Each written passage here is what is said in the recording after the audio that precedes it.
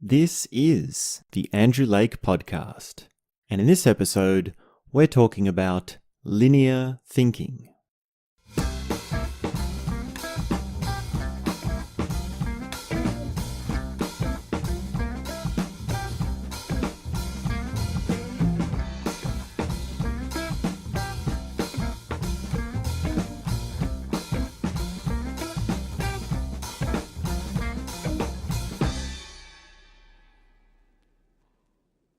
Linear thinking falls into one of our categories within philosophy of mind.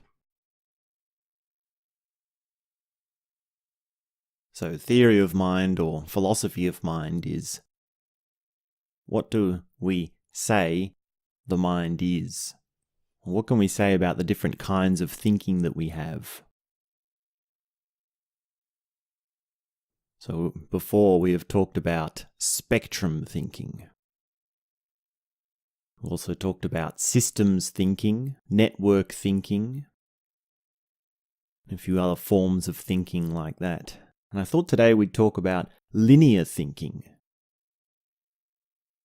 So as the case with all these philosophies or theories or concept of mind, we're taking an idea or a concept and applying it to the mind so that we can picture what our thoughts are like, so that we can better understand the way our thoughts work. So on the surface, linear thinking might seem like a small category, but it actually contains quite a lot. It's quite a broad category, as we'll see. And I want to have a clear description for you of what linear thinking is by the end of this conversation. Linear thinking is not necessarily a good thing or a bad thing, but it's completely inadequate for where we want to go, which is to those higher realms of existence. Those more complex ways of living, those more mystical and beautiful ways of experiencing reality. So this is a base conversation for understanding what we can go beyond by understanding what this is as a building block, as a foundation.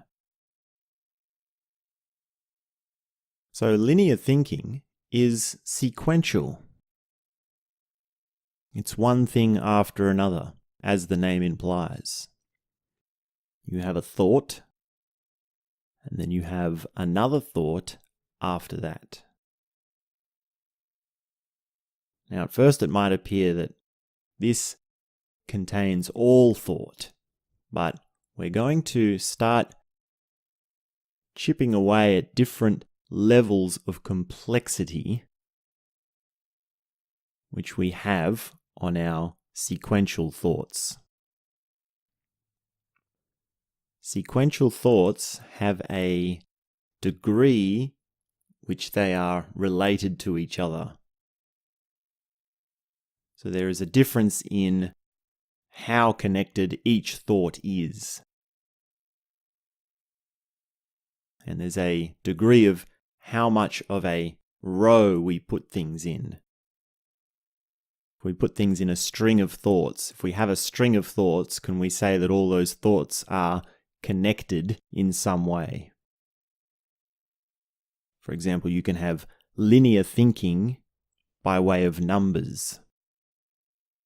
So if you're counting numbers sequentially, 1, 2, 3, 4, 5, so on, then they are strung together, but they're also linear in that they stand by themselves if you isolate them.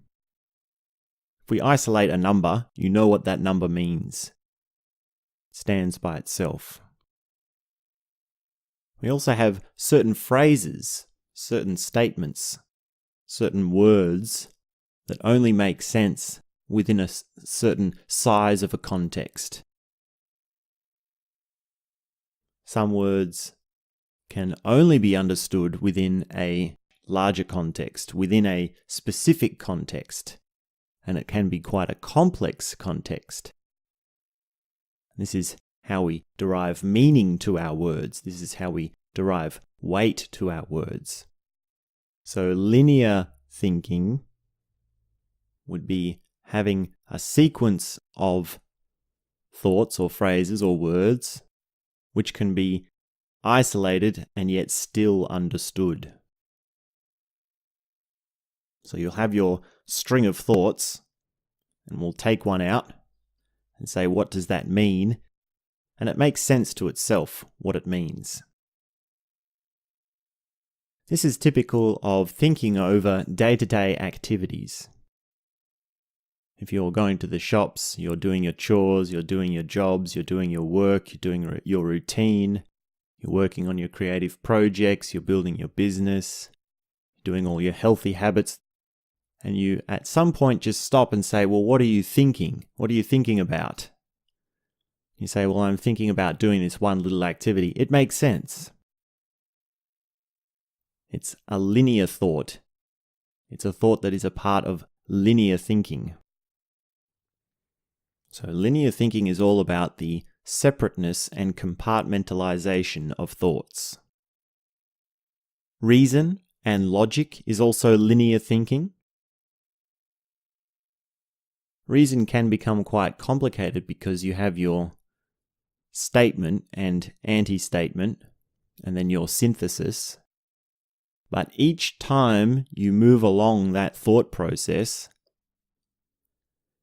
it's possible to keep that thought, each thought contained within itself. Your reasoning might be dependent on only one or two things.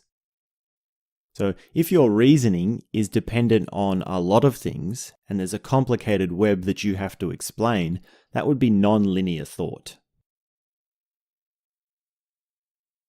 Logic is quite similar because logic, you go along, you find a piece of information, and then you have to contend with a new piece of information as to what the truth is, or what the logic of it is. You have to be going along, discovering new compartmentalizations or isolated thoughts, or ideas or concepts in order to understand the correct logic. So we have a scale of linear thinking that becomes more complicated as each thought becomes more dependent on a new thought, on each thought. The more interconnected your thoughts are, the less linear it is.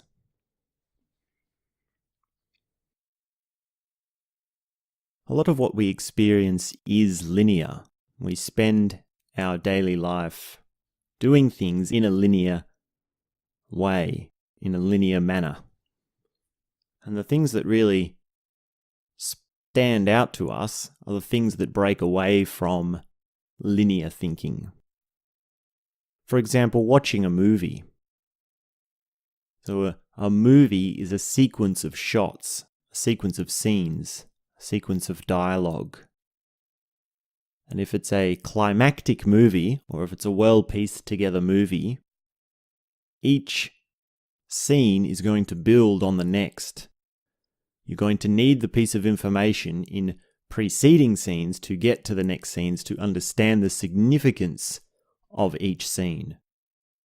And really good movies have all of the scenes culminate together into this one climax where everything at once is bearing its pressure down on one moment. So this is the climax, this is the bursting of the build-up of linear thought, of linear experiencing. So it's possible to think in such a way as to be non-linear in the same way that a movie has its climax build in a linear way to become non-linear. So there's a few other styles of thinking that we can use as little stepping stones to move away from linear thinking. So there is a famous book by Edward De Bono. who wrote a book called Lateral Thinking. So lateral thinking, as I understand it, is using linear thinking to become more versatile and move away from linear thinking. So you're sidestepping your processes. You're seeing how things are related, and you feed yourself little tricks or traps that you have to come up with new creative processes for. So vertical logic, usually, this is what De Bono says, vertical logic is the typical starting with a piece of information, gaining a new piece of information, and then amalgamating the two, and then as new information comes in, you change what it is that you've got. You fit it into what you've got. And you extract your logic with the information that you've got. Whereas with lateral thinking, what we've got is a group of pieces of information which change the entire structure of the process depending on the order in which they're put in. So you might find that there's a new piece of information which completely exonerates your previous logic. All of it has to be redone. So he's got these exercises where there are shapes. He's got these little shapes in this book. And he says, well, how do you fit these shapes together in a square, for example? And they might be a bunch of triangles. And so you see that it's quite obvious on the first couple, but then he'll introduce this new shape where you have to pull apart all of your triangles in a totally new way in order to make a square or a rectangle. And there's a bunch of exercises like this. So lateral thinking is not vertical logic.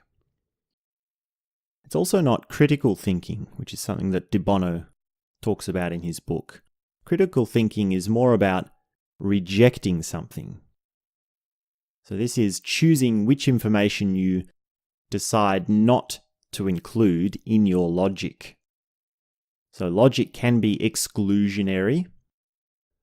You might say that I've got these little bits of information that are being placed together, and that makes my logic work. And if a piece of information comes along which ruins the structure of my logic, I might say that I reject that. I'm being critical of it, and I do not include it in my logical. I say it's non-logical. It's not logical. So if it's disrupting my linear thought too much, I might be critical. So we've got critical thinking, logical thinking, and linear thinking all working in this dynamic. Rationality works in a similar way, but is slightly more complicated in that it causes synthesis to happen in a more nuanced way than logic. De Bono also talks about extracting principles.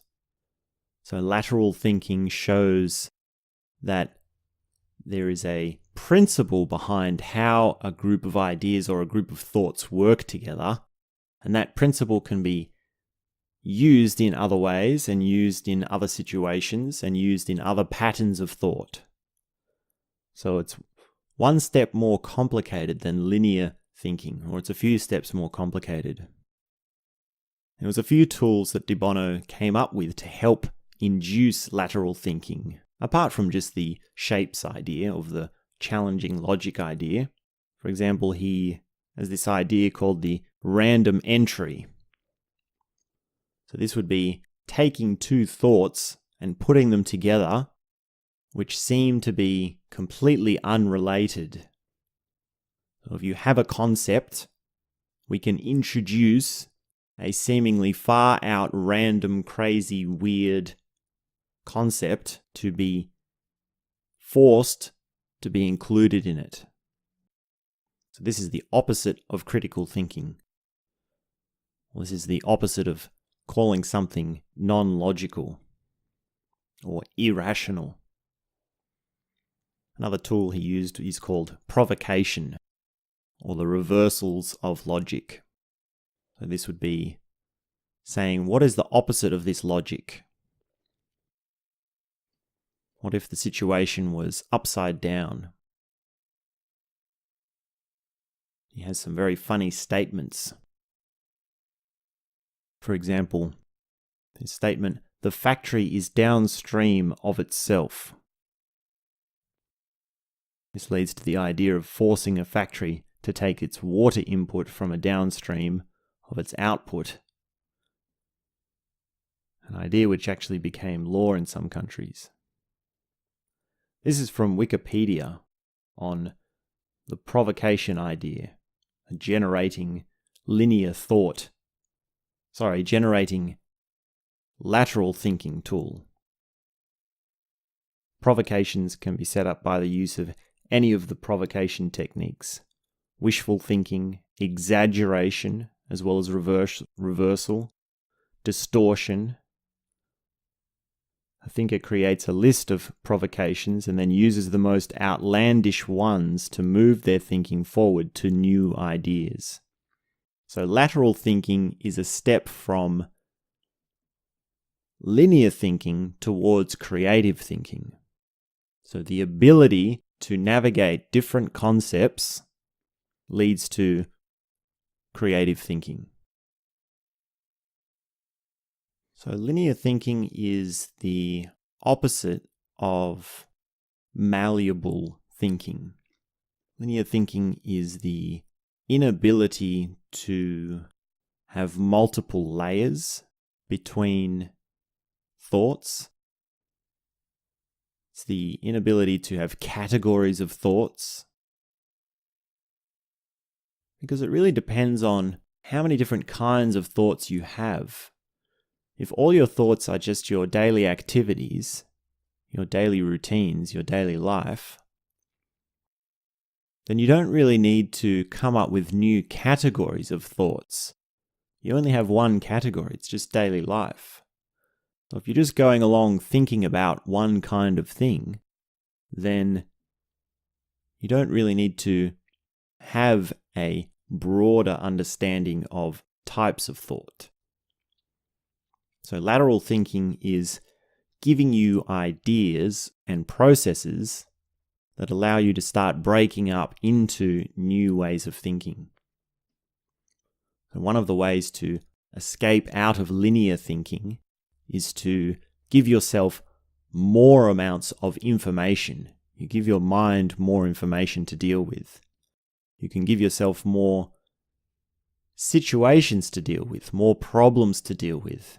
If you challenge yourself and you are open to new experience, your mind will have to come up with new explanations and new categories and new ways of dealing with things. So with each range of complexity in thought, there are different tools that are appropriate to dealing with the concepts and the kinds of thoughts. There is a time and a place for logic and reason, and there is a time and a place for critical thinking. And lateral thinking is really just a step beyond those.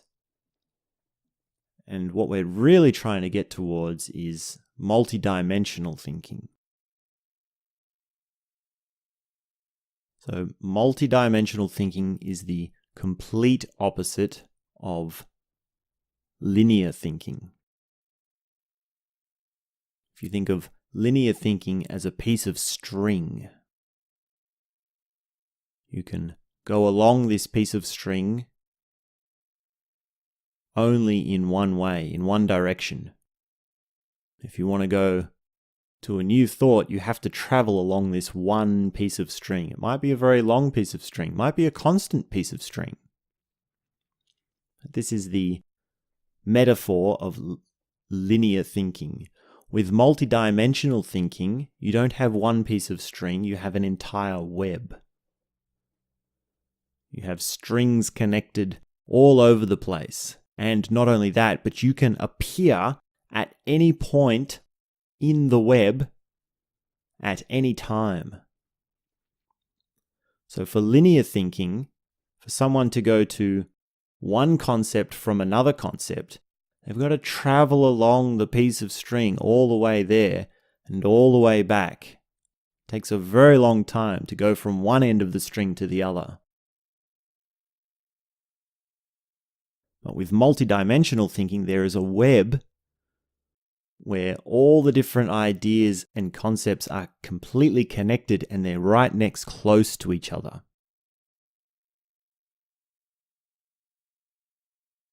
So from a neurological point of view, you've got a group of neurons, group of light bulbs in your head, and when one idea comes along, that group of light bulbs turn on. Now, that group of light bulbs are going to have some light bulbs that share the same light bulbs with other ideas, but not all of them.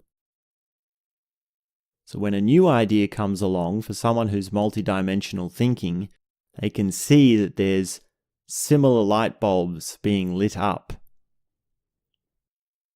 Whereas with linear thinking, different ideas have totally different sets of light bulbs. There's no connection. There's no similarity for them. So linear thinking is really the enemy of neuroplasticity, of the ease of moving around ideas and concepts, the ease of having different thoughts and connecting thoughts, connecting the dots. And this is an actual sensation. This is an experience that someone has. When you think differently, you feel differently. Your experience of reality is different. And if you understand what it's like to have linear thought as opposed to multidimensional thought, the difference is as bright as day. Of course, a linear thinking person doesn't understand multidimensional thinking.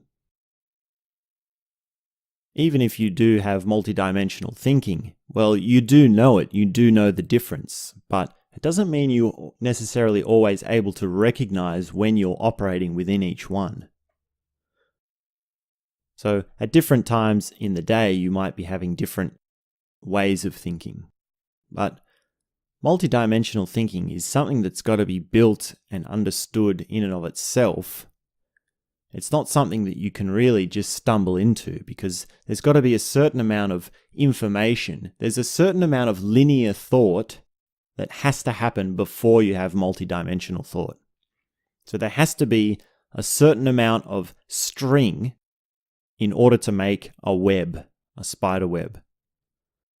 So if you don't have enough linear thought, you won't get to multidimensional thought. And the only way I've figured out how to get to multidimensional thought is to travel along linear thought long enough. So if you are thinking in a linear way, and logic and critical thinking and lateral thinking are new concepts to you, the only advice I have for you is to just keep going along your linear thought. If you're being exposed to these ideas, you're already being fed new information, so your mind is already opening up.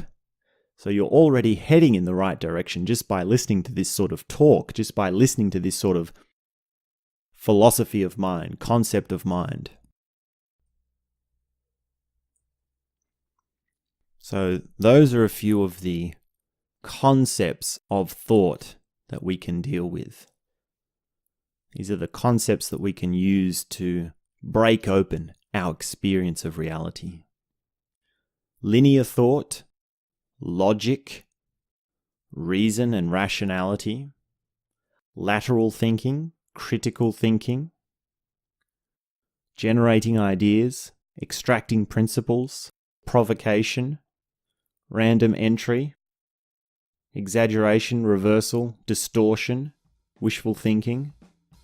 These are all little steps that we can take in our line from linear thinking towards multidimensional thinking. If you'd like to find out more about lateral thinking, you can look up Edward De Bono. And thanks very much for tuning in.